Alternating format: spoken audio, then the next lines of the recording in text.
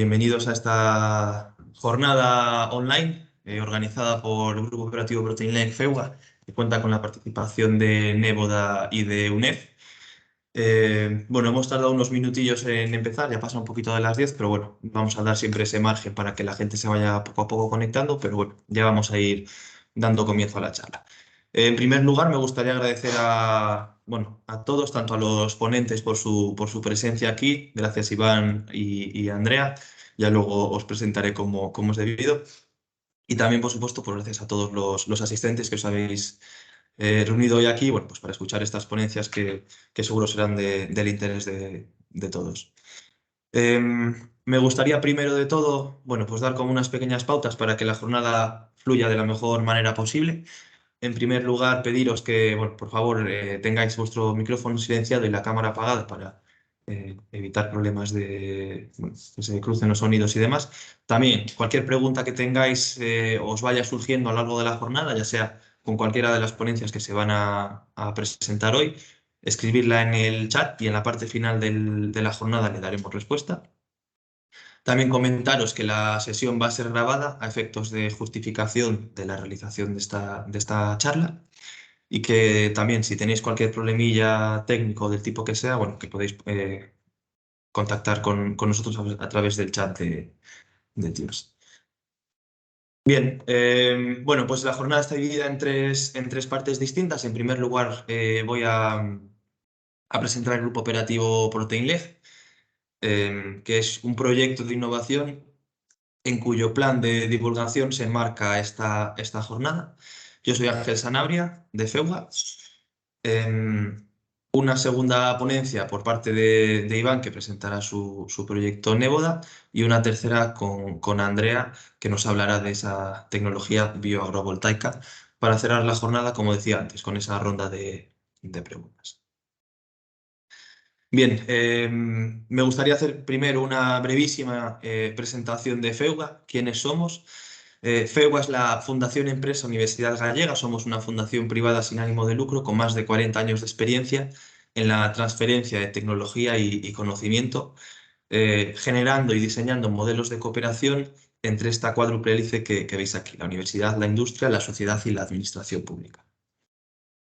En concreto, nos hemos especializado, entre otras áreas, en todo el tema de los proyectos colaborativos e individuales, y trabajamos en todo el ciclo de vida de estos proyectos, es decir, desde las fases más iniciales con la promoción de los proyectos, la búsqueda de la financiación, cerrar el consorcio y demás.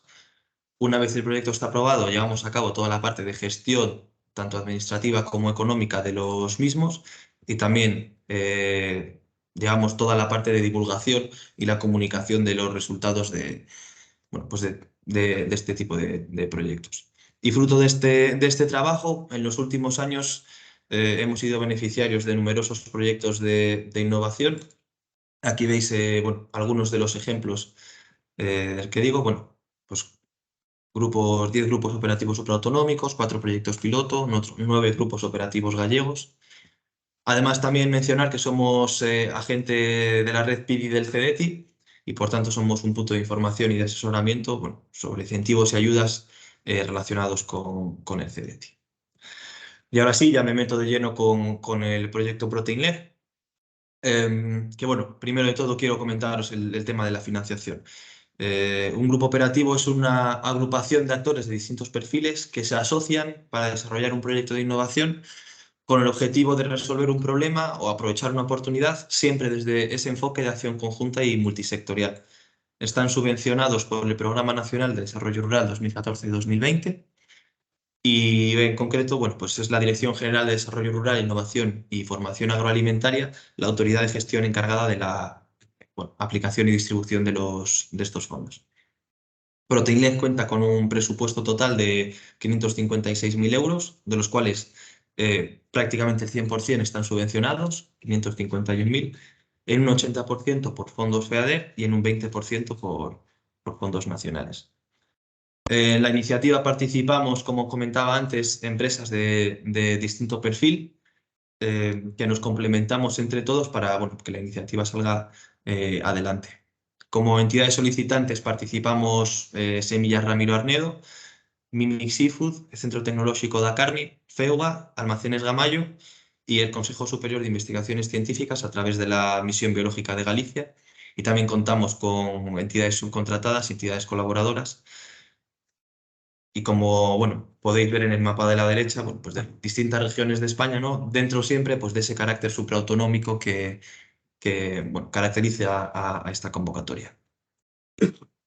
Y el proyecto surge, bueno, porque se han identificado como algunos aspectos que tienen una clara mejora. En primer lugar, existe un déficit a nivel europeo en lo que a proteína de origen vegetal se refiere, en concreto del 70%. Por otro lado, existe una clara dependencia del sector ganadero con respecto a las importaciones de soja, ya que son actualmente la única fuente viable de proteína para la elaboración de piensos compuestos.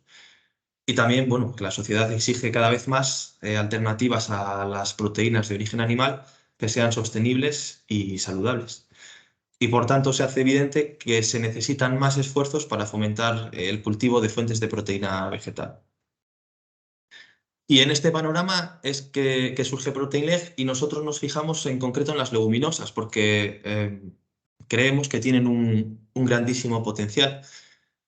Tienen características que las hacen muy interesantes, como son su baja necesidad de fertilizantes gracias a su capacidad de fijación de nitrógeno. Gracias precisamente a a esta capacidad de fijación, incrementan la producción en cultivos rotativos, también disminuyen la degradación de la tierra y son una pieza clave en la dieta mediterránea por bueno, algunas de las características que veis aquí. Y en concreto nos hemos fijado o hemos puesto el punto de mira, digamos, en las judías, habas, garbanzos, altramuces y guisantes. Y lo que queremos hacer es desarrollar nuevas fuentes de alimentos, tanto para alimentación animal como para alimentación humana, que sean ricos en proteínas vegetales a partir del cultivo sostenible e innovador de variedades tradicionales y de cercanía de leguminosas. Y esto lo estamos desarrollando en 4 grandes paquetes de trabajo. Por un lado, agrobiodiversidad, sostenibilidad, la formulación de estos nuevos productos, insisto, tanto para alimentación humana como para alimentación animal, y por último, la validación de estos nuevos productos bueno, pues como una alternativa viable a lo que nos proponíamos. El proyecto comenzó hace ya más de año y medio y termina en marzo de este mismo año. Por tanto, ya está en una fase muy avanzada y ya podemos hablar de algunos de los resultados que hemos ido obteniendo en este tiempo. Entonces, en ese primer paquete de trabajo, el de agrobiodiversidad, se centraba en seleccionar aquellas variedades tradicionales de leguminosas que estaban mejor adaptadas a ciertos ambientes o ciertas regiones en concreto. Entonces, para ello, lo que hicimos fue partir del banco de semillas del que dispone la Misión Biológica de Galicia, que alberga varios miles de semillas de numerosos tipos de variedades vegetales, y se seleccionaron 175 variedades tradicionales y silvestres de leguminosas. A partir de estas 175 variedades y mediante una serie de ensayos en Almería, Orense y Pontevedra, que se diferencian claramente en cuanto a su climatología, finalmente se seleccionaron 10 variedades de leguminosas. Dos variedades por cada tipo de leguminosa que antes comentaba, altramuz, garbanzo, haba, etc. Aquí en estas gráficas podéis ver bueno, algunos de los resultados en cuanto a producción, kilos por hectárea, en distintas épocas y zonas de siembra. No voy a pararme mucho a mencionar esto porque si no nos come el tiempo. También del guisante y la judía. Y como conclusión de estos ensayos, podéis ver que hay bueno, una diferencia muy significativa según la época en la que se siembre, ya sea primavera o sea otoño. Y es precisamente una de las conclusiones de este primer paquete de trabajo, ¿no? Que la época de siembra afecta enormemente al rendimiento. Otras de las conclusiones fueron que se identificaron algunas variedades autóctonas que mostraban rendimientos similares o incluso superiores al de algunas variedades comerciales bueno, que podemos encontrar en los lineales. Y también toda esta información que se ha generado en el proyecto será puesta a disposición de los agricultores para facilitarles la toma de decisión en el futuro. En cuanto a la sostenibilidad, entendida esta en agricultura como esa capacidad de aumentar la producción de alimentos mediante prácticas respetuosas siempre con el medio ambiente, se han sometido estas 10 variedades que se habían seleccionado al estrés abiótico y biótico para ver cuáles son las que mejor respondían a este tipo de estreses. El estrés abiótico se condujo mediante un estrés hídrico en el que se detectó que en el caso de los guisantes, las regiones con baja pluviometría, el riego favorece la producción. Sin embargo, en aquellas que tienen más cantidad de lluvia, como puede ser el Pontevedra, no se notó ninguna mejora en cuanto al rendimiento. En el ABA se apreció que el riego en el momento de la floración contribuye a asegurar un buen desarrollo de las flores y el cuajado del fruto. Y en cuanto a la judía, se identificaron algunas variedades que tenían una muy buena tolerancia a este estrés hídrico. Y en cuanto al estrés biótico, que es el provocado por patógenos y por plagas, excepto en la judía, que por las particulares condiciones climáticas que hemos tenido a lo largo de este proyecto, no se pudieron sacar resultados concluyentes. En el resto sí que se vieron pérdidas muy cuantiosas, entre el 30 y el 50%, y por tanto, lamentablemente, no hemos podido identificar ninguna variedad que tenga un buen rendimiento frente a este estrés biótico. En cualquier caso, con toda esta información generada en el paquete de agrobiodiversidad y sostenibilidad, esas variedades con mayor potencial fueron seleccionadas para, a partir de ellas, desarrollar esos nuevos productos para alimentación animal y alimentación humana que os comentaba. En el caso de la alimentación humana, se partió de 9 variedades de guisante y de haba, que son las que veis en la gráfica de la derecha, aquí en la parte de abajo, y en las que se hizo en primer lugar una caracterización analítica, porque al ser variedades que se iban a utilizar para la formulación de piensos compuestos, es fundamental conocer el perfil proteico, el contenido proteico y el perfil de aminoácidos de estas leguminosas, y en concreto de los 9 aminoácidos esenciales. En la tabla, en la gráfica de la derecha, podéis ver el contenido proteico total de cada una de estas 9 variedades de guisantes y de habas. Y bueno, pues en base a toda esta caracterización que se realizó, se llegó a la conclusión de que el guisante puede ser una alternativa sostenible para la sustitución parcial de la soja en este tipo de piensos compuestos. Y en concreto, el que mejor resultado dio fue la variedad identificada como PSM 1112-50, que es un tipo de guisante, en concreto una variedad tradicional portuguesa, y que es el que mayor calidad nutritiva ha demostrado. Y a partir de este guisante se desarrollaron 2 piensos, uno para porco celta y otro para galiña de Mos. En los 2 casos se trata de especies de crecimiento lento y por tanto, bueno, pues en la formulación se tuvo especial cuidado en este aspecto, ¿no?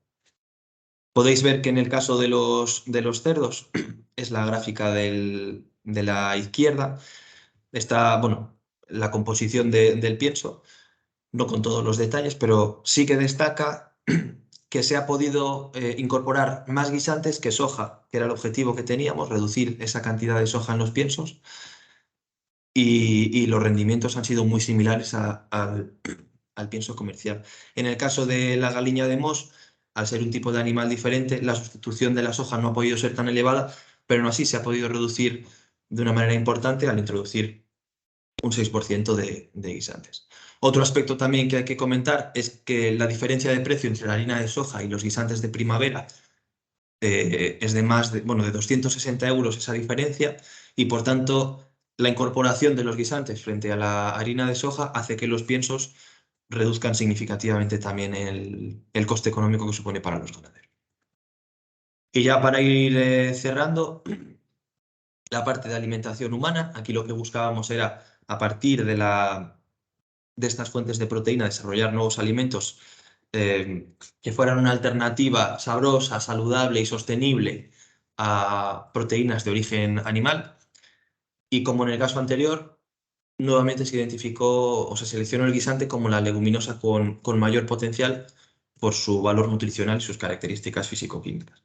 Después de una serie de ensayos, se optó finalmente por la obtención de una proteína texturizada a partir de guisante mediante un proceso de extrusión húmeda Aquí en la foto podéis ver un ejemplo de cómo quedaría ese producto final, más o menos, de ese prototipo Protein Leg, podríamos llamar, que se caracteriza por, bueno, las características que veis en la tabla de abajo a la izquierda, ¿no? Una buena resistencia a los procesos de congelación y descongelación, resistencia al cocinado, una mordida adecuada, buen perfil organoléptico, también un alto contenido en proteínas, por supuesto, es lo que buscábamos. Y todo eso nos lleva a pensar que puede ser una alternativa sostenible a la soja, también por la buena aceptación que está teniendo en las catas. Y en la tabla de la derecha podéis ver la información nutricional de este prototipo Protein Leg, donde destaca sobre todo el elevado contenido en proteínas, con más de un 20%. En cuanto a las actividades de divulgación, voy a pasar ya un poco por encima en ellas para no alargar mi ponencia más de la cuenta. El proyecto, bueno, pues está teniendo una gran acogida en prensa. La verdad que es un proyecto muy interesante y que ataja bueno, va hacia una problemática que es real y preocupa a la gente. Hemos generado una serie de material a lo largo del proyecto, como veis aquí algunos ejemplos, trípticos, infografías, algunos vídeos y demás. Todo esto está disponible en la web del proyecto, proteinleg.es, donde no solo encontraréis las últimas noticias relacionadas con el proyecto y los materiales de difusión que os comentaba, sino que está actualizada toda la información por si queréis saber más en la pestaña de actividades y resultados. Todos los resultados que hemos ido obteniendo están detallados.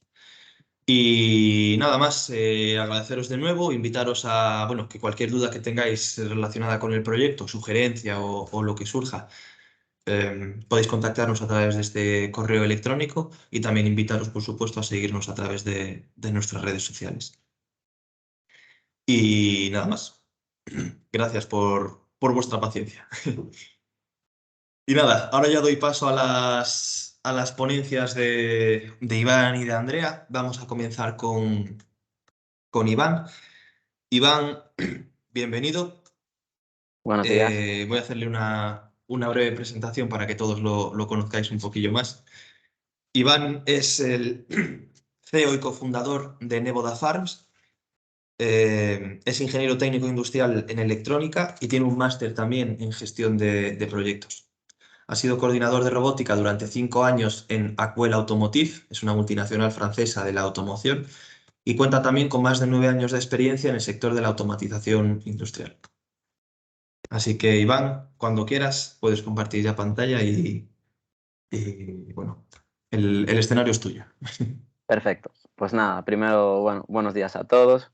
Muchas gracias por estar participando en esta jornada y nada, intentaremos hacer esto pues lo más ameno posible. Em, Desde el punto de vista, vamos, de organización, vamos a decir, de la presentación, vamos a comenzar con la introducción de lo que es Neboda, de la actividad, para marcar un poquito pues qué somos y lo que hacemos y luego, una vez presentada pues la empresa, explicaremos las líneas de actuación vamos a decir, en la parte de sostenibilidad. Entonces, nada, comenzamos. Nosotros somos Neboda Farms, nos denominamos como los agricultores del futuro en el presente. Somos productores, somos agricultores, cultivamos vegetales de hoja y hierbas aromáticas de alta calidad a través de tecnología a punta y tecnología propietaria, que es el principal factor de diferenciación frente a otros agricultores o empresas. ¿Por qué nace Neboda? Pues Neboda nace pues, para dar una respuesta clara a un problema pues, relacionado con la sostenibilidad. La sostenibilidad desde el punto de vista de la actividad agrícola es actualmente no sostenible, es un gran consumidor de recursos, consume más del 70% del agua dulce disponible. Bueno, actualmente también degrada muchísimo el suelo, hay una degradación continua de los terrenos agrícolas disponibles, también es un gran emisor de gases de efecto invernadero y bueno, actualmente también debido al agravante del cambio climático, pues se están produciendo pérdidas bastante significativas en cuanto a la producción. Entonces, para dar, vamos a decir, respuesta a este problema, Néboda propone una solución en la que está trabajando actualmente, que es la interpretación de Néboda de la agricultura vertical de interior. Entonces, queremos presentar ahora un poco en qué consiste y cuáles son las ventajas de la agricultura vertical de interior.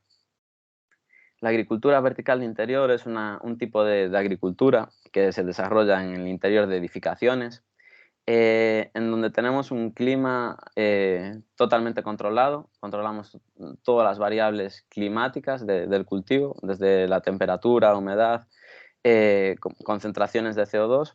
Es un tipo de agricultura que se apoya mucho en técnicas de hidroponía, eh, que sustituye la luz solar mediante iluminación del tipo LED y que al ser desarrollada en el interior de edificaciones, bueno, pues nos permite pues, tener ambientes asépticos.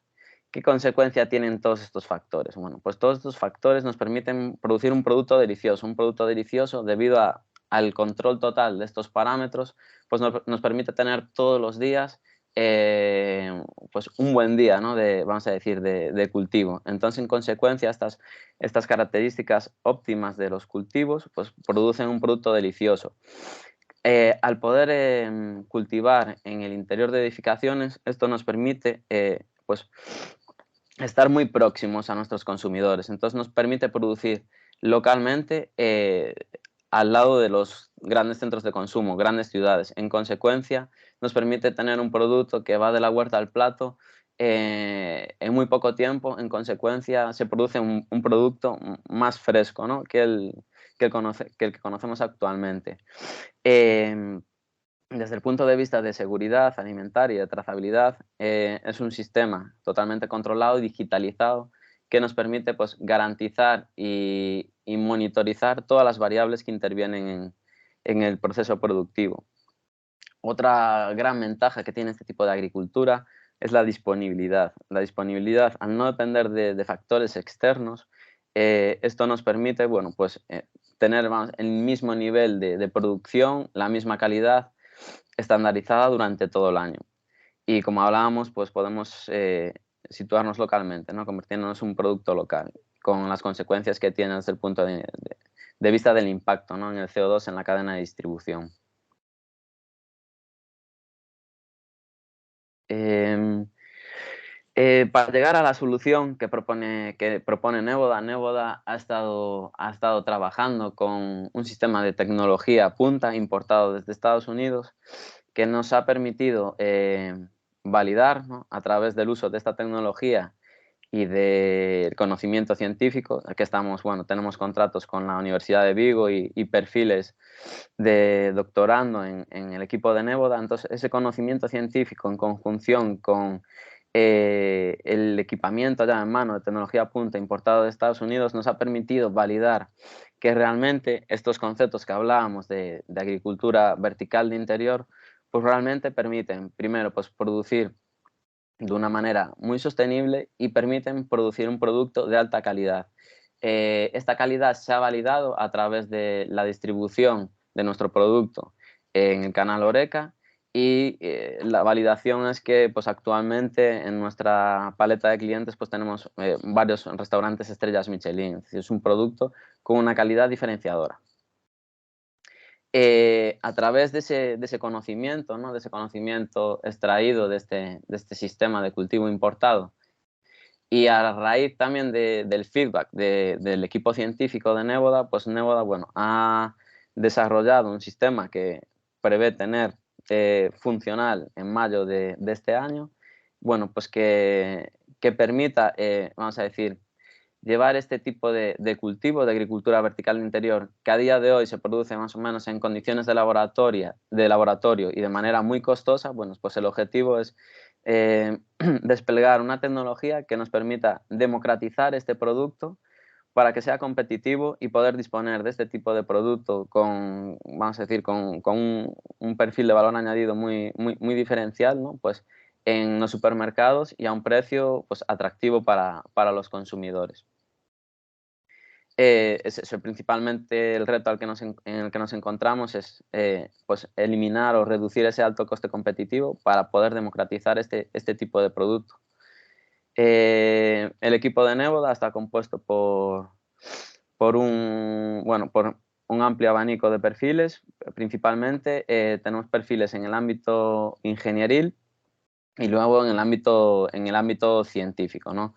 Contamos con personas como Pedro Pablo Gallego, con más de 30 años de experiencia en el ámbito de la fisiología vegetal, doctor en biología y catedrático, o por ejemplo Samuel, que está haciendo un doctorando industrial en Neboda en el campo de la agricultura vertical de interior.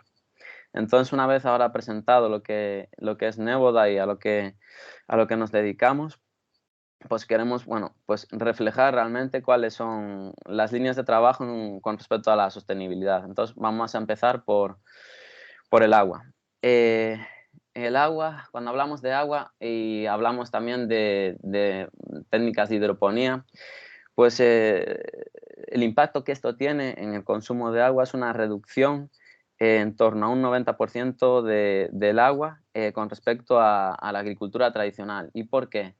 ¿Por qué conseguimos esta reducción tan drástica en el consumo del agua? Pues por una sencilla razón. En la hidroponía lo que hacemos es una recirculación constante del agua, estamos monitorizando y actuando sobre este agua que se recircula constantemente. Entonces, en consecuencia, nunca hay una pérdida de agua, es decir, no hay un desaprovechamiento de ese agua, no se pierde el agua en el suelo, ¿no? Es decir, siempre se recircula. Entonces, eh, ¿por qué se produce esto? Bueno, pues por una sencilla razón, podemos utilizar esta imagen para explicar un poquito más, de una manera más ilustrativa, cómo se realiza esto. Aquí en la parte superior de la imagen, bueno, disponemos de una serie de goteros, entonces el agua se inyecta desde aquí arriba, fluye por una especie de canales en donde las raíces, donde las raíces consumen los nutrientes que hay en ese agua, y ese agua se canaliza hacia abajo, se recogen unas canaletas y se vuelve a mandar a un tanque. Entonces esto lo que nos produce es una recirculación constante del agua y en consecuencia ese aprovechamiento. Entonces, bueno, con respecto al agua, pues este tipo de agricultura pues, es capaz de reducir un 90% en el consumo del agua. Es un dato muy relevante. Aquí, bueno, pues podemos mostraros la digitalización también que tenemos actualmente implementada en nuestro sistema y que nos permite pues, tener esa monitorización del agua para tener el agua, aparte de recirculando, siempre en unas condiciones óptimas para que ser más eficientes, ¿no? Aquí vemos, por ejemplo, la evolución del pH durante un día y vemos que el pH de este agua pues, se mantiene siempre entre 5,8 y 6,1, ¿no? A nivel de pH. O, por ejemplo, vemos lo mismo a nivel de la electroconductividad, que es el nivel de nutrientes, ¿no? Tenemos siempre el agua en unas condiciones totalmente controladas. Otra línea de trabajo es el CO2. El CO2, en este caso, es decir, la concentración del CO2 en el ambiente está en torno a 400 partes por millón. Bueno, comentar que la inyección de CO2 en los cultivos en periodo de fotosíntesis, es decir, cuando la planta está haciendo fotosíntesis, lo que nos permite es incrementar la productividad de la planta y, en consecuencia, la biomasa por metro cuadrado. Entonces, desde este punto de vista, decir que no solo reducimos el CO2, es decir, sino que inyectamos CO2 para nuestras plantas y queremos, pues, por ejemplo, también mostrarlo en un gráfico, ¿no? De lo que es nuestro sistema actualmente. Comentar que desde el punto de vista atmosférico estamos a 400 partes por millón. Nosotros siempre trabajamos en rangos, por ejemplo, en este caso, de entre 600 y 700 partes por millón. Y comentar, pues, por ejemplo, aquí se ve cuando a partir de las 8 de la mañana la gente entra en el sistema de cultivo para hacer determinadas tareas de I+D y entonces esa respiración genera un CO2, un CO2 que se almacena en el sistema de cultivo y que luego, como se ve, se va consumiendo. Es consumido por las plantas. Desde este punto de vista, decir que aparte nosotros compramos CO2, es un recurso bastante caro el CO2, pero que estamos trabajando activamente con otras startups en en la integración de sistemas de captura de CO2 de la atmósfera para utilizar este CO2 de la atmósfera e inyectarlo a nuestros cultivos. Entonces, bueno, es una rama muy interesante respecto a la reducción de emisiones de CO2 y no solo la reducción, sino al final la reversión, de ser positivos, ¿no? En cuanto a CO2, por consumir mucho más CO2 del que generamos. Desde el punto de vista de energía, comentar que a priori la energía puede ser un hándicap bastante importante. De primeras, para la agricultura vertical interior por un sencillo motivo. Estamos hablando de que en la agricultura vertical interior la luz que se utiliza en las plantas para la fotosíntesis es proveída por sistemas de iluminación LED y por otro lado pues mantenemos unas condiciones climáticas óptimas. Esto conlleva pues unos gastos en climatización. Entonces, a priori, podría pensarse que la agricultura vertical de interior, desde el punto de vista energético, pues puede ser genera un consumo, ¿no?, mayor que la agricultura tradicional. Pero aquí queremos hacer especial hincapié en el impacto que tiene en la introducción en este caso, de energías renovables. Aquí nosotros hemos cuantificado desde el punto de vista energético que el solapamiento entre nuestro fotoperiodo, es decir, cuando las plantas necesitan luz con respecto a la luz que hay en el ambiente, estamos hablando de un 70%, lo que implica que nosotros podemos iluminar nuestras plantas con los LEDs cuando hay luz en el exterior. Esto, en consecuencia, pues, se traduce en que la inversión en fotovoltaica, por ejemplo, para ser totalmente independientes, es decir, generar un autoconsumo total, integral, pues estaríamos hablando que con una inversión en energías renovables sin tener en cuenta subvenciones, estaríamos hablando de un periodo de inversión, de retorno de inversión de 5 años. Entonces, decir que es muy fácil integrar, ¿no?, la energía vamos a decir, la producción fotovoltaica en un concepto de agricultura vertical de interior, porque nosotros podemos decidir cuándo queremos generar ese mayor consumo, que es cuando eliminamos nuestras plantas, y sincronizarlo con la luz que hay en el exterior. En consecuencia, pues reducir, ¿no?, vamos a decir, ese periodo de amortización de la introducción, ¿no?, de sistemas de energía pues, fotovoltaica en este caso. Otro elemento muy relevante es el tema del desperdicio alimentario. Al poder modelar totalmente la climatología dentro de nuestro sistema de cultivo y tener un sistema flexible, es decir, nosotros dentro del sistema de producción que hemos diseñado, bueno, pues podemos regular la intensidad de la luz, trabajar incluso a nivel de longitudes de onda, lo que nos permite ser muy óptimos para la producción de vegetales de hasta 30 centímetros de altura, es decir, principalmente vegetales de hoja y hierbas aromáticas, pero nos permite ser muy óptimo en cualquiera de esas variedades, siempre que hablamos de esos rangos de tamaño. Entonces, esto conlleva una consecuencia, y es que en función de la demanda que pueda haber de un determinado producto en una determinada época del año, nosotros podemos adaptar automáticamente nuestro sistema de cultivo para producir solo esos alimentos que se demandan. En consecuencia, esto tiene un impacto muy relevante a la hora de reducir el desperdicio alimentario, concatenado también con la frescura del producto, que al ser un producto ultra fresco por producirse localmente, bueno, pues tiene una mayor duración, ¿no?, este producto. En consecuencia, pues también esta mayor duración del producto en condiciones óptimas, pues ayuda a reducir significativamente ese impacto en cuanto a desperdicio alimentario.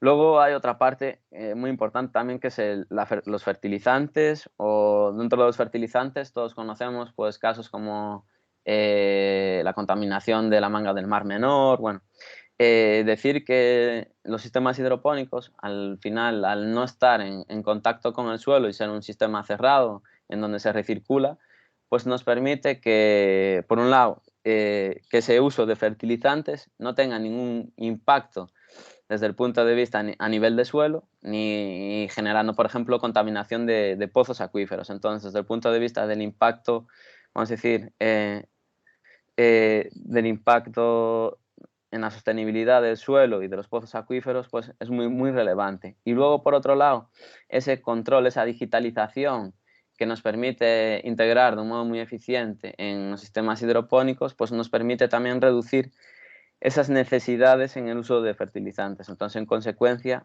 no solo eliminamos totalmente la contaminación del suelo, sino que al utilizar una agricultura de precisión, pues conseguimos reducir los niveles de fertilizantes que necesitamos.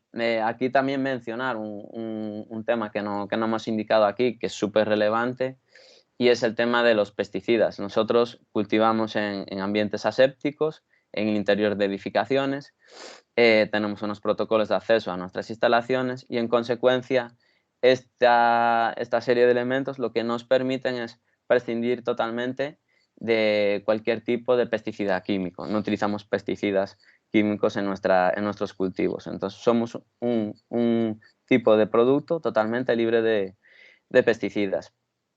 Y luego comentar que al cultivar en vertical, es decir, al poder, vamos a decir, cultivar aprovechando alturas, no solo pensamos, vamos a decir, en superficie, sino pensamos en volumen. Entonces, al pensar en volumen, lo que conseguimos también es, pues, producir en la misma cantidad de suelo, pues, una cantidad de biomasa de producto mucho mayor que en la agricultura tradicional. Esto es muy relevante porque, pues, por ejemplo, hablábamos antes del cultivo de soja, ¿no? Pues el cultivo de soja en muchos países, pues, es una causa de deforestación muy importante, y al final el ser capaces de optimizar y el producir más cantidad en menos metros cuadrados es evidente que, bueno, pues que tiene un impacto muy positivo, ¿no? Para la salud de nuestro planeta. Y bueno, nada, con esto me despido. Espero que fuera más o menos fácil de asimilar. No estoy acostumbrado a este tipo de charlas, es la primera. Pero nada, eso, os invito a que, si tenéis cualquier tipo de dudas, pues que, vamos, que no tengáis vergüenza y que pongáis la pregunta ahí encima de la mesa e intentaremos responderla de la mejor manera posible. Así que nada, muchas gracias. Muchas gracias, Iván, por tu ponencia. Sí, efectivamente, ya hay algunas preguntillas para ti. Eso, y como comentábamos, las responderemos todas en la parte final, pero no, que nos tiemblen la mano para preguntar, que estamos todos encantados de darle respuesta. Como decía, gracias, Iván, por tu ponencia. Ahora vamos a dar paso a la siguiente.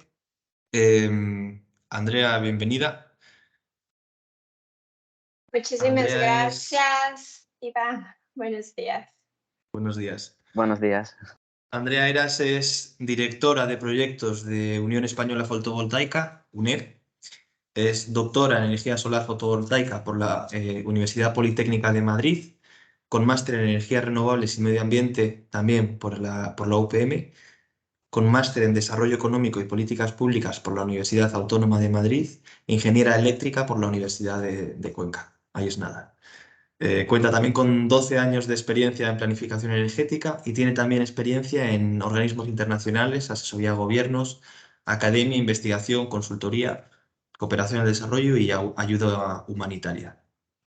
Previo a su incorporación a UNEF, Andrea trabajó como experta internacional para la Organización de las Naciones Unidas, en concreto para el desarrollo industrial, en el programa ONUDI, y como asesora en energía para el programa de las Naciones Unidas para el Desarrollo, el PNUD. Además, cuenta con experiencia en gestión integral de proyectos en América Latina y el Caribe, África Central y el Este e islas del Pacífico. A nivel personal, Andrea es también fundadora de Energy from Women, una red y colectivo transdisciplinar de mujeres comprometidas con la igualdad y equidad de género. Andrea, bienvenida y te doy ya la palabra. Muchísimas gracias, Iván. Perdona, Ángel, por la presentación. ¿Me confirma si se está viendo ya la presentación en pantalla completa? Sí, se ve la pantalla y se te oye bien también, sí. Muy bien, muchas gracias y bueno, un placer también compartir esta sesión junto a Iván y su experiencia dentro de Neboda. Pues nuevamente, gracias por la invitación, gracias por permitir que Unión Española Fotovoltaica forme parte de estas sesiones sobre agricultura más sostenible. Y es por esto que dentro de estas sesiones pues hemos visto pertinente hablar sobre bioagrovoltaica, nuestra propuesta, como la sinergia entre la energía solar fotovoltaica y la agricultura. Como ya es indicado, mi nombre es Andrea Eras Almeida y encantada de poder acompañarles esta mañana. Durante esta charla presentaré brevemente a UNEF, hablaremos de la situación del sector fotovoltaico en el marco internacional para luego centrarnos en el caso español. Hablaremos también de la agrovoltaica, de esa sinergia entre la agricultura y la energía solar fotovoltaica y finalizaremos compartiendo nuestra misión y compromiso como UNEF de cara al sector agrícola y el sector agropecuario. Empezamos, UNEF, que fue fundada en 2012, es actualmente la Asociación de Referencia del Sector Fotovoltaico Español, representando a más de 760 empresas, lo que quiere decir más del 90% de la cadena de valor del sector fotovoltaico, que incluye a empresas dedicadas a la ingeniería, la producción, distribución, almacenamiento, fabricación e instalación, además de empresas de tipo mixto. ¿Qué es lo que hacemos desde UNEF? Pues representamos los intereses del sector fotovoltaico español a nivel nacional e internacional. Promovemos también el desarrollo de un marco regulatorio estable que al mismo tiempo ayude a ese desarrollo adecuado de la tecnología dentro del país y asimismo trabajamos por la internacionalización de las empresas españolas. Hablemos entonces del sector fotovoltaico a nivel internacional y solamente con datos a 2021, datos acumulados, se registró ya una potencia total instalada de fotovoltaica de cerca de 950 gigavatios pico. Y en este mismo año, España se situó dentro del top 10 de países con mayor potencia acumulada. ¿Cuáles fueron las principales razones de este desarrollo del sector fotovoltaico? Pues especialmente la disminución de los precios en los módulos fotovoltaicos, acompañado por la mejora en su eficiencia, por la mejora de las economías de escala y de los procesos de producción, lo que también impactó positivamente en la disminución del coste nivelado de generación de electricidad. Actualmente podemos hablar de un coste de cerca de 5 centavos de dólar por kilovatio hora, representando también una disminución durante la última década del más del 88%.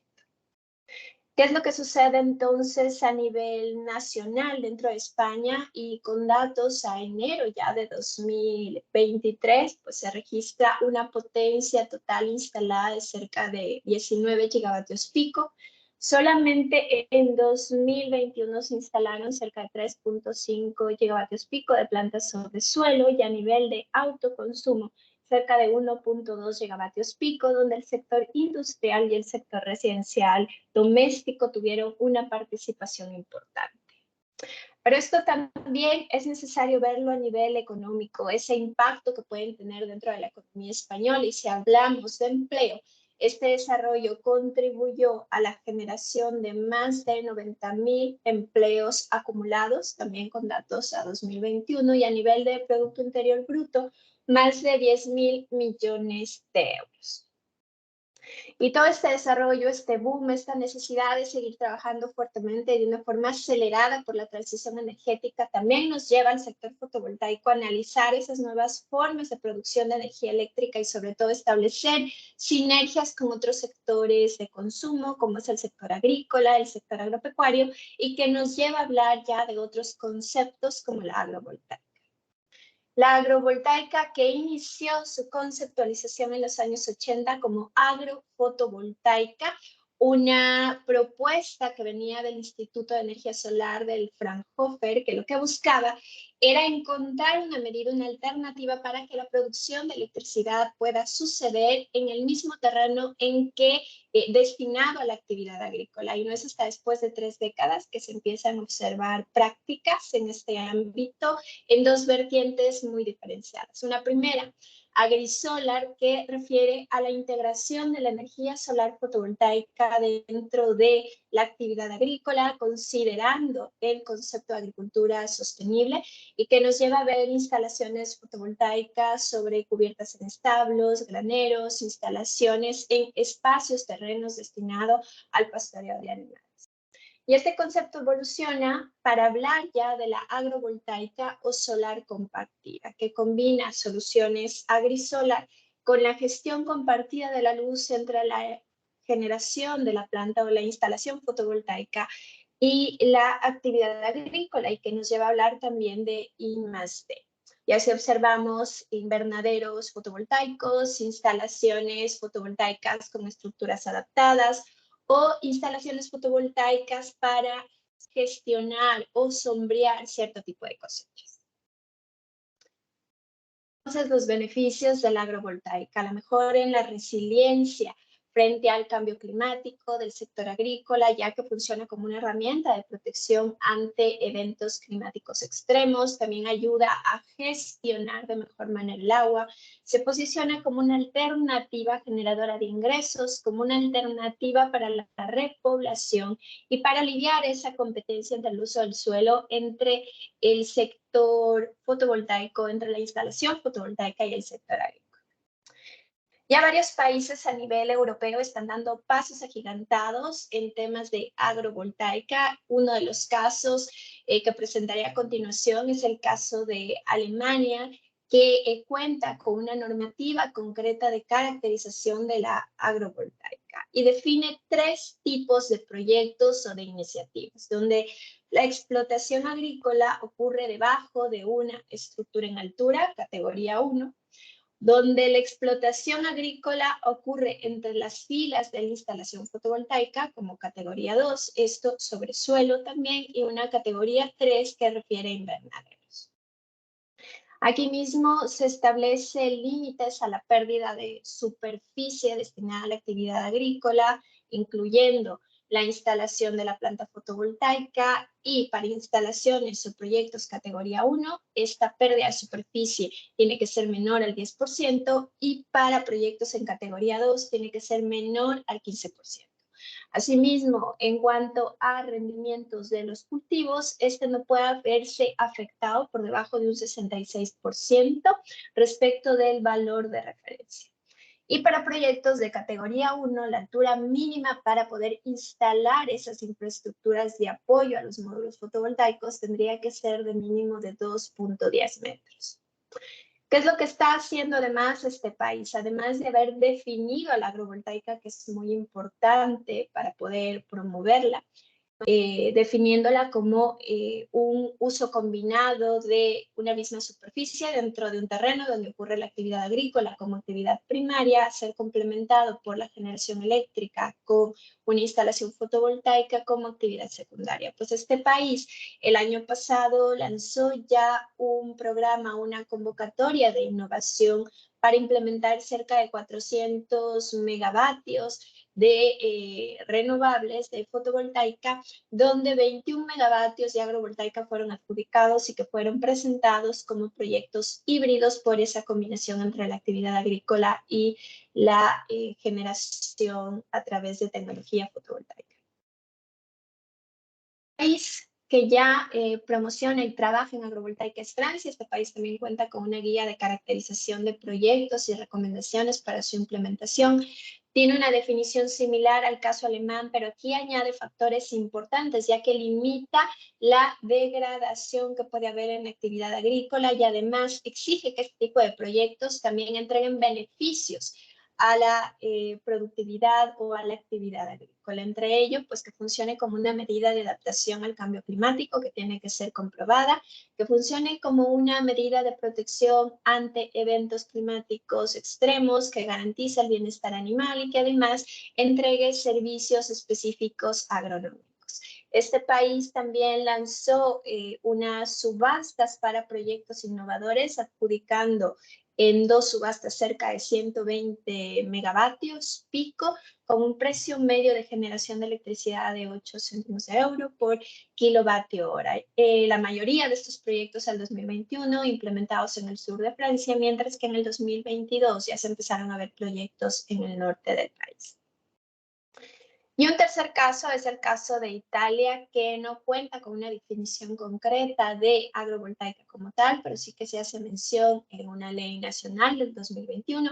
Sin embargo, este país, a través de su Plan Nacional de Recuperación y Resiliencia, ya marca un objetivo de agrovoltaica que se debería alcanzar de 2 gigavatios pico, que implicaría una inversión de más de 10.000 millones, de 1.000 millones de euros. Además, este país cuenta con una red nacional de agrovoltaica, un grupo de trabajo dentro del Comité Electromecánico Italiano, ha lanzado ya el año anterior una guía para diseño, construcción y operación de sistemas agrovoltaicos, y limita la superficie que se debe garantizar o que debe ser dedicada para la actividad agrícola, y esta es de un 70%. Asimismo, dentro de esta guía de diseño también define el tipo de sistemas que tienen derecho a financiación. Con estas experiencias y con la necesidad que se está viendo ya dentro del sector fotovoltaico en promover otro tipo de acciones, pues también hemos querido ir un poquito más allá y empezar a plantear una definición propia como país, y también de cara a nuestra misión por promover las mejores prácticas en implementación de sistemas fotovoltaicos, pues nos lleva a hablar de bioagrovoltaica, donde combinamos los conceptos de agrovoltaica. Si recordamos, una combinación de iniciativas agrisolar con la gestión de la luz compartida entre la instalación fotovoltaica y también la actividad agrícola, pues a estos conceptos le sumamos los conceptos de producción ecológica, cultivo ecológico, ganadería extensiva, para definir a la agrovoltaica. Y la definimos como una combinación efectiva de generación eléctrica con fotovoltaica y agricultura sostenible, con gestión de la luz compartida para mejorar la productividad y economía agrícola, es decir, manteniendo como prioritaria la actividad agrícola. La bioagrovoltaica asegura la aplicación de las mejores prácticas ambientales y de respeto con la biodiversidad y las especies, de aprovechamiento de pastos y de respeto con los medios que los sustentan. ¿Cuáles son las acciones que tenemos consolidadas y están en marcha dentro de UNEF? En esta línea a la que nos referimos, pues hemos trabajado ya en una guía de mejores prácticas para el desarrollo de plantas solares, hemos realizado una guía de elaboración de estudios de avifauna, tenemos previsto trabajar en una guía de recomendaciones para minimizar el impacto de las redes eléctricas, hemos implementado nuestro sello de excelencia en sostenibilidad, que lo que busca, como decía hace un momento, es promover las mejores prácticas en implementación de sistemas fotovoltaicos, para lo cual los proyectos que sean merecedores de esta certificación, reconocimiento, tienen que cumplir con una serie de requisitos de paquetes ligados con impacto socioeconómico, gobernanza, integración ambiental y protección a la biodiversidad y economía circular. Por ejemplo, a nivel de impacto socioeconómico, pues ese aporte que se está haciendo a nivel de formación, garantía de inserción laboral, involucramiento de las entidades locales, entre otros aspectos. Ejemplo de ello es el caso de Talayuela, un sistema fotovoltaico, un proyecto implementado en Cáceres de 300 megavatios, liderado por la empresa Statkraft, una de nuestras empresas asociadas, que contribuyó a la generación de más de 300 empleos locales y priorizó los servicios locales por más de 2 millones de euros, además de implementar medidas que garantizan la integración del sistema fotovoltaico con el entorno. Otro ejemplo de buenas prácticas en implementación fotovoltaica es el caso de Totana, en Murcia, un proyecto de 85 megavatios implementado por Enel Green Power, que asimismo contribuyó a la generación de 100 empleos locales en la fase de la construcción, y además se instaura como un caso concreto de agrovoltaica, ya que se encuentra también realizando estudios sobre el impacto de la implementación fotovoltaica sobre plantas aromáticas, medicinales, gramíneas, etc. Por ejemplo, es el caso de Picasen, un proyecto de 1 megavatio ubicado en Valencia, implementado por otra de nuestras empresas asociadas, Inderen. Este es uno de los primeros proyectos de agrovoltaica en el país sobre cultivos de viñedos que ocupan cerca del 50% del terreno total. Asimismo, como en los casos anteriores, ha contribuido a la generación de empleo, priorización de servicios locales, formación, entre otros. Un ejemplo final es el caso del primer PPA agrovoltaico en Europa, que se ubicará en España y que comprende la implementación de 2 sistemas fotovoltaicos, uno en Sevilla y otro en Granada. De este segundo de 56 megavatios, el 10% será una instalación de agrovoltaica y es liderado, promovido por la empresa Baiba. Esta instalación fotovoltaica pues también prevé la instalación de módulos más anchos, altos de lo habitual y ubicados a una distancia para permitir el paso de maquinaria en un cultivo de cereales. Otras acciones que tenemos en marcha para iniciar o continuar nuestro trabajo en bioagrovoltaica es el establecimiento de un grupo de trabajo del cual forman parte nuestras empresas asociadas. También estamos estableciendo líneas de cooperación con otras entidades, asociaciones agrarias, centros de I+D, como el caso del Fraunhofer, donde tenemos previsto el desarrollo ya de una guía en agrovoltaica adaptada al caso español. Asimismo, participamos en convocatorias competitivas, lideramos las propuestas de proyectos que garanticen la participación del sector. También ya nos ha permitido identificar las barreras que se están encontrando en estas primeras experiencias de agrovoltaica en el país. Una primera, pues ligada a la limitada aceptación social que existe sobre la implementación de sistemas fotovoltaicos, que también se enlaza con ese desconocimiento de los beneficios que puede tener la agrovoltaica, promoviendo las mejores prácticas. Otro aspecto está ligado al alto CAPEX de estos proyectos que limita su rentabilidad.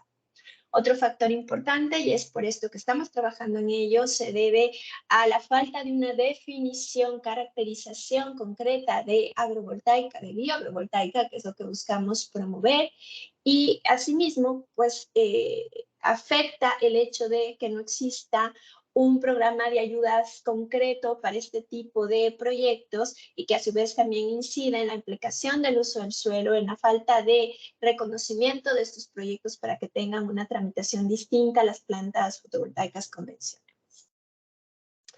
Aspectos importantes y retos ligados a la investigación. Es importante que estos proyectos también evalúen el impacto que pueden tener las instalaciones fotovoltaicas sobre el uso del suelo, sobre aspectos agronómicos, sobre la productividad agrícola. Otros aspectos también importantes están relacionados a la disponibilidad de herramientas para el dimensionamiento, optimización de sistemas agrovoltaicos que nos permita identificar ese potencial técnico, económico y ambientalmente viable, definir y caracterizar la bioagrovoltaica, generar un esquema de ayudas para I+D+I, como también promover alianzas multiactor que nos permita formular proyectos más efectivos. Simplemente para ir cerrando y recapitulando un poco lo que he compartido en esta presentación, como mencionaba al inicio de la charla, la bioagrovoltaica contribuirá a un sector agrícola más resiliente frente al cambio climático. Es una oportunidad como fuente generadora de ingresos y de repoblación, pero para eso también es necesario asegurar su competitividad a través de un esquema de ayudas para dar paso a la inversión privada. A nivel de investigación, también necesitamos invertir en I+D+I.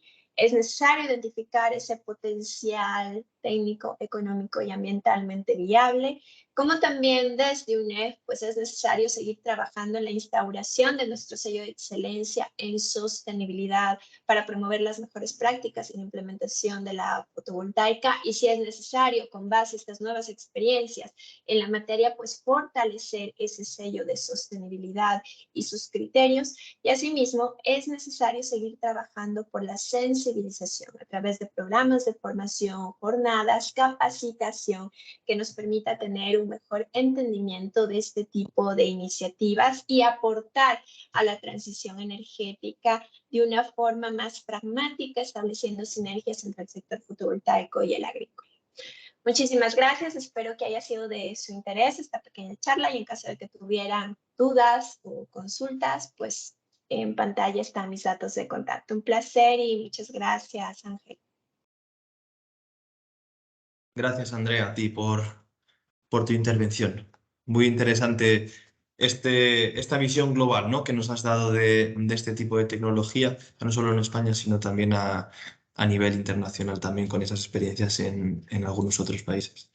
Damos comienzo entonces a la última parte de esta jornada, que es la parte de preguntas. Si os parece bien, Andrea, Iván, me gustaría empezar con las preguntas destinadas a Andrea, porque sé que por motivos de agenda estás un poco más pillada de tiempo, digamos, y luego ya, bueno, pues vamos con las preguntas que tengan más que ver con Neboda. Yo quería hacerte una pregunta, Andrea. Bueno, hablabas un poco de esa experiencia, ¿no?, en otros países donde te he publicado manuales, documentos, ¿no?, y se están haciendo inversiones, por lo que me pareció entenderte bueno, pues, económicamente muy importantes.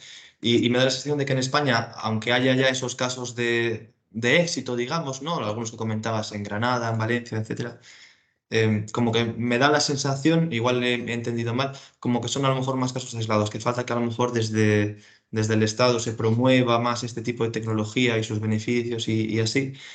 Y lo que comentabas, ¿no?, que hay esa ausencia de ayudas también para, bueno, pues para implementar este tipo de tecnología y demás. ¿Cuáles serían esos primeros pasos, digamos, para promover esta tecnología agrovoltaica o bioagrovoltaica? ¿Sería, por ejemplo, la convocatoria de ayudas para la instalación de este tipo de tecnología? ¿O tú qué opinión tienes tú sobre esto? Muchas gracias, Ángel. Pues el primer paso es muy similar al que ya han dado otros países. Está en contar con una guía concreta de agrovoltaica que nos permita, como mencionaba en mi presentación, definir, caracterizar, evaluar y poner de forma muy clara qué es lo que significa la bioagrovoltaica, la agrovoltaica para España. Y este es un trabajo que desde Unión Española Fotovoltaica ya estamos iniciando, pero que no lo podemos hacer solos y que necesita también de la participación del otro sector, ¿no?, del sector agrícola, el experto en esa materia. Nosotros podemos ser muy expertos en fotovoltaica, pero hay que establecer esas sinergias. Entonces, desde UNEF estamos ya trabajando una guía, dando los pasos a la identificación de proyectos a través de nuestras empresas asociadas para después poder caracterizarlas y plantear una propuesta borrador que podamos discutir entre el sector privado, entre la academia, con los representantes también de la toma de decisión y así publicar una guía que nos sirva de referencia en el momento de poder plantearnos también un esquema de ayudas, tal como que se ha hecho en otros casos a nivel de autoconsumo, a nivel de comunidades energéticas, pues lo mismo es necesario para estas soluciones concretas en agrovoltaica y eso es en lo que estamos trabajando actualmente. Genial.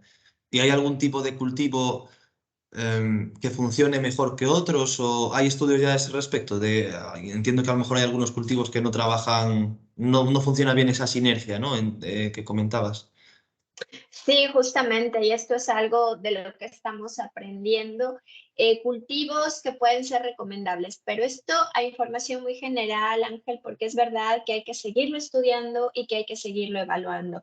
Cultivos concretos en los que esa sinergia a lo mejor no se puede establecer o hay que trabajar más allá a nivel tecnológico para adaptar los paneles a cultivos concretos, pues es el caso del tomate, porque aquí tanto la fotovoltaica como el tomate pues requieren de mucha luz y este es un cultivo en el que en principio no sería recomendable. Otro tipo de cultivos a los cuales la fotovoltaica sí que sería una solución bastante favorable es, por ejemplo, los viñedos o cultivos de aguas medicinales, ¿no? Inclusive para regenerar esos suelos que ya no son productivos. Vemos o estamos viendo entre ese estudio inicial de caracterización de proyectos que hemos iniciado que ya hay proyectos, iniciativas donde se regeneran los suelos que inicialmente solo estaban destinados a la instalación fotovoltaica. Entonces son soluciones innovadoras que estamos empezando a ver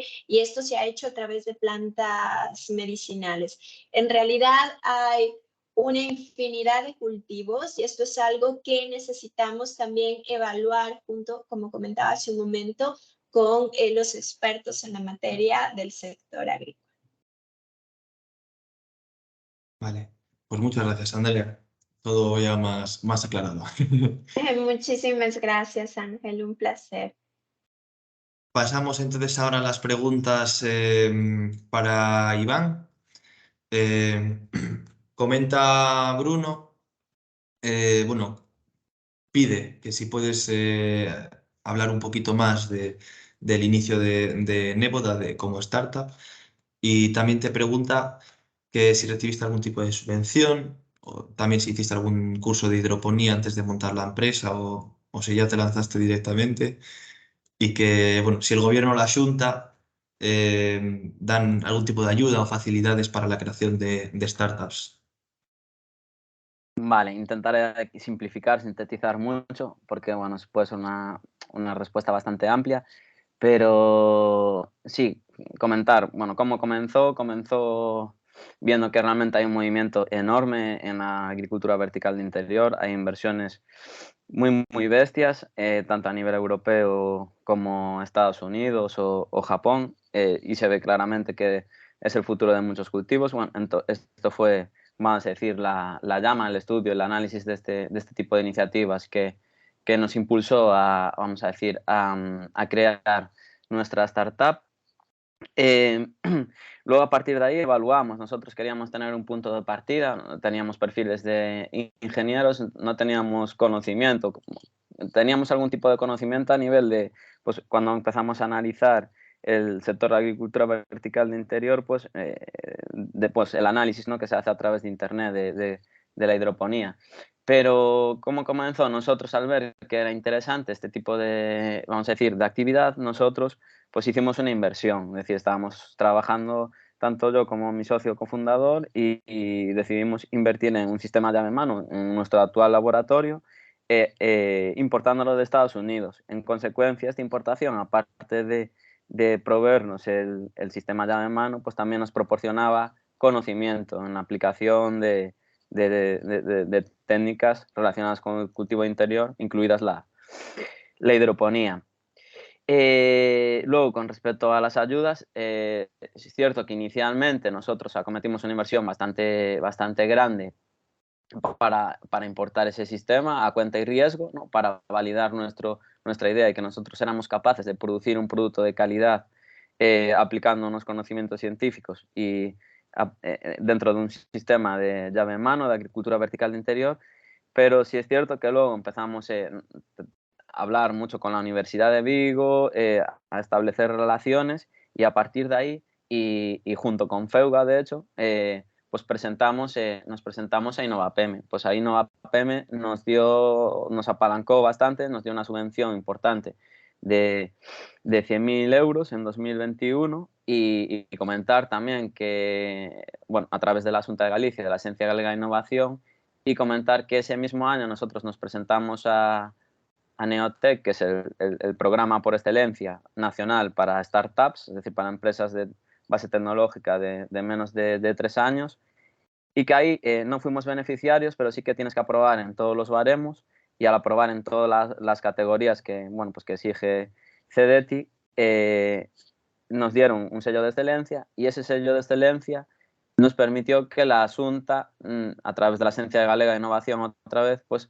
nos subvencionara en la misma cuantía y condiciones que lo hace el programa Neotec de CDTI. Es decir, que que inicialmente no, pero después a base de tener relaciones con la universidad y de hacer desarrollos tecnológicos propietarios, esto nos permitió obtener ayudas vía innovación siempre, cuando estamos hablando de innovación. Entonces, bueno, esa pregunta creo que quedaría respondida. Si queréis que Sí. responda algo más, pero creo que...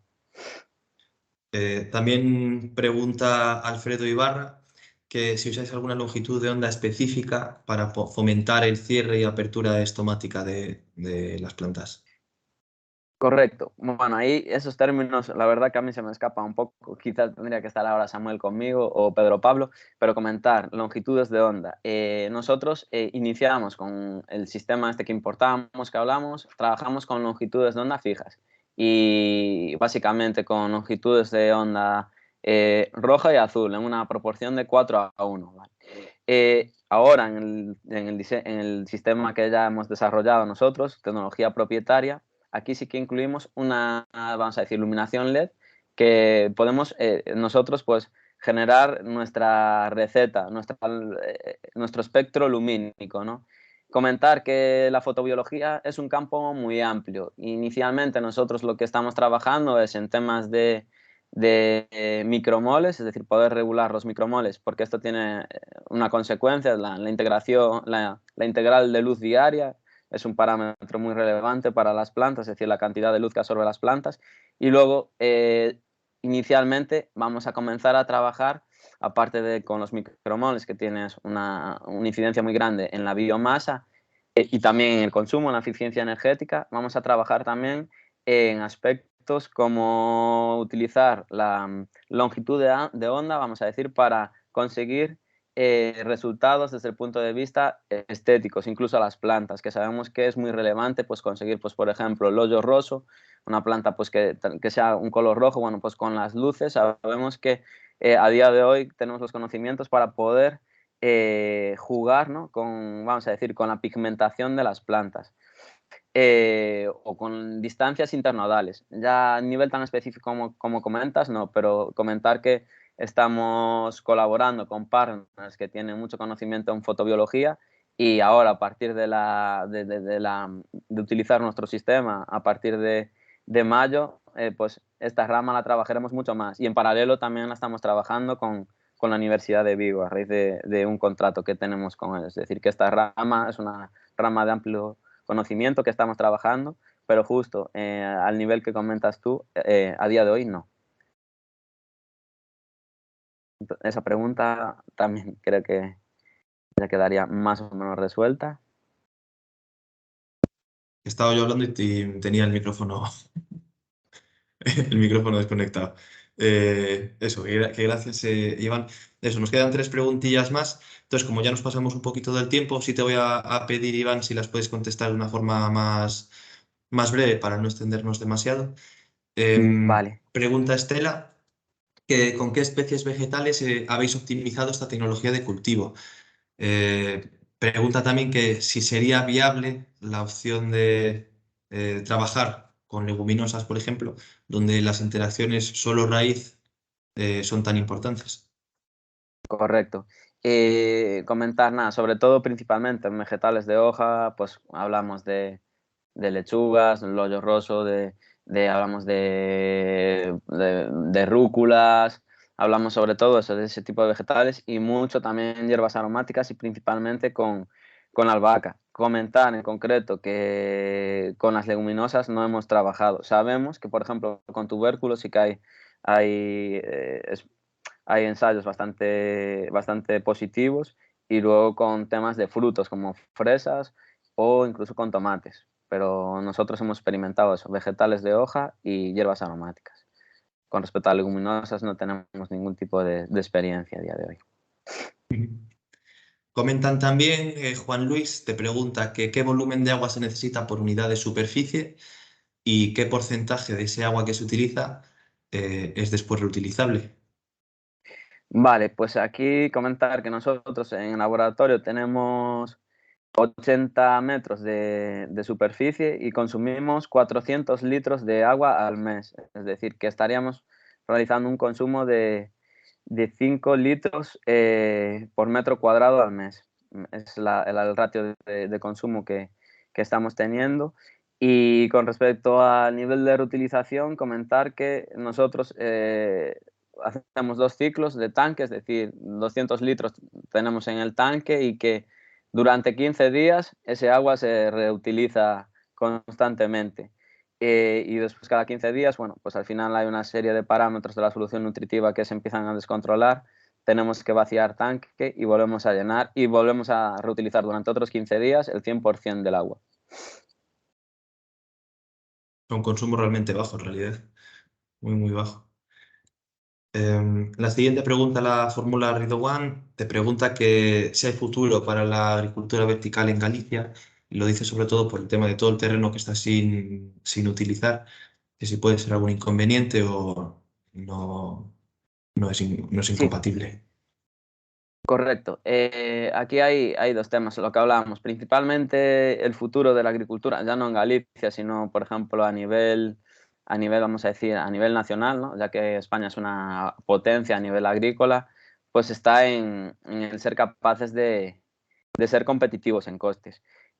Básicamente está en la competitividad en costes, el futuro de la agricultura vertical, pero luego, aparte de, vamos a decir, del impacto que tiene desde el punto de vista de sostenibilidad, que como comentábamos es bastante, ¿no?, significativo. Luego hay un impacto también que nosotros consideramos súper relevante y es el tema de la calidad de los cultivos y la disponibilidad. Es decir, cuando estábamos hablando de calidad, estamos, bueno, pues partimos de la base que estos cultivos se desarrollan siempre en unas vamos a decir, condiciones súper óptimas. Esto, en consecuencia, tiene un producto de una calidad diferenciadora. Entonces, si eres más o menos competitivo y tienes un producto de una calidad diferenciadora, tendrás éxito, ¿vale? El éxito ahora, es decir, nosotros hemos validado que el producto tiene una calidad excelente. Ahora lo que tenemos que ser capaces es de ser competitivos. Ahí es donde entra nuestra tecnología propietaria, nuestro conocimiento, vamos a decir, científico e ingenieril para poder desarrollar sistemas que puedan ser competitivos en costes. Eso es lo que va a marcar vamos a decir, el éxito o no éxito del proyecto. Genial. Y ya la última pregunta para cerrar la jornada.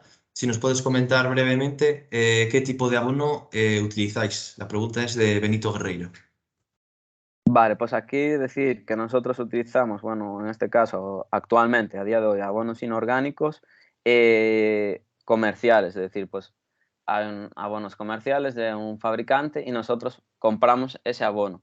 Pero luego, a partir de ahí, nosotros lo que hacemos, y además que ha sido súper relevante y con un impacto cualitativo y productivo bestial, es el reformular, ¿no? Ahí es donde tenemos un know-how, es decir, está la parte ingenieril para la científica, y la científica en el ámbito de la solución nutritiva tiene un impacto muy grande. Nosotros, a partir de esos abonos que compramos, nosotros luego aparte añadimos, es decir, sabemos su composición química y añadimos compuestos químicos para diseñar. Nosotros diseñamos nuestros propios abonos y es algo que tiene mucho impacto. Aquí ya es, bueno, hay temas ya de un poquito más de know-how, ¿no?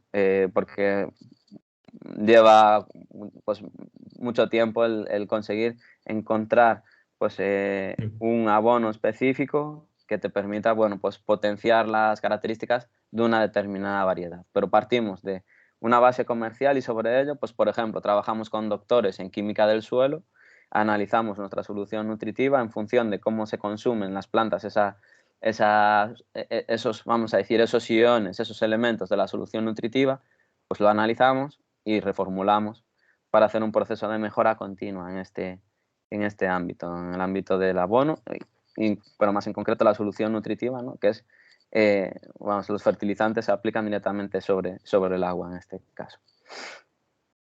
Genial. Pues vamos a ir cerrando por aquí ya la jornada. De nuevo, gracias, bueno, tanto a todos los que habéis participado como asistentes, como por supuesto a Iván y a Andrea por vuestro tiempo y vuestras ponencias.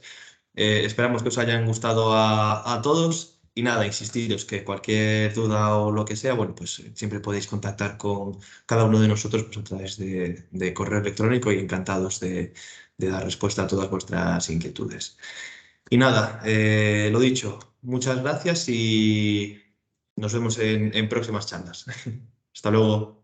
Venga, hasta luego. Buen día. Adiós. Adiós, muchas gracias.